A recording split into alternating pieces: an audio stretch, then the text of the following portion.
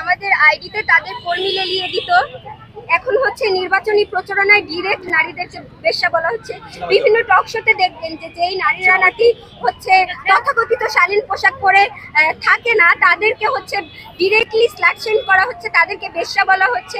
আমার মনে হয় যে মানে নারী ভোটাররা, বিশেষ করে যারা হচ্ছে ভোট দিতে যাবে, ভোট কেন্দ্রে যাবে, তাদের এখন পর্যন্ত বোঝা উচিত যে পরবর্তীতে কর্মক্ষেত্রে তারা কেমন সম্মান পাবে, কেমন প্রতিনিধি হিসেবে কাকে দেখতে চায় তারা, সেইটা এখন বোঝার সময় এসেছে।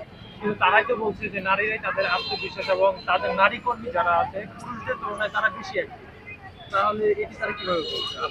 আমার এই বিষয়টা খুবই হাস্যকর লাগে যে নারীদের ভোটারে বেটারা হচ্ছে আসনে বসবে, এই জিনিসটা এত বুলশিট মার্কা। এই ধরনের কথা এখন পর্যন্ত যে বাংলাদেশে তারা কিভাবে রাজনীতি করে আমার মানে চিন্তা ভাবনায় আসে না। আমি মনে করি পার্সোনালি যে এইটা একটা খুবই মানে ননসেন্স একটা গঠনতন্ত্র, যেখানে হচ্ছে নারী প্রধান হইতে পারবে না। মানে মানে মানে নারী যে উন্মানব, এই জিনিসটা প্রমাণ করার জন্য এই ধরনের গঠনতন্ত্র। আমার মনে হয় যে মানে নারীরা যারা হচ্ছে নিজেকে রেসপেক্ট করে, মানুষ হিসেবে পরিচয় দিতে চায়, যাদের হচ্ছে ভয়েস আছে, তারা এই ধরনের রাজনৈতিক দলকে সাপোর্ট করবে না।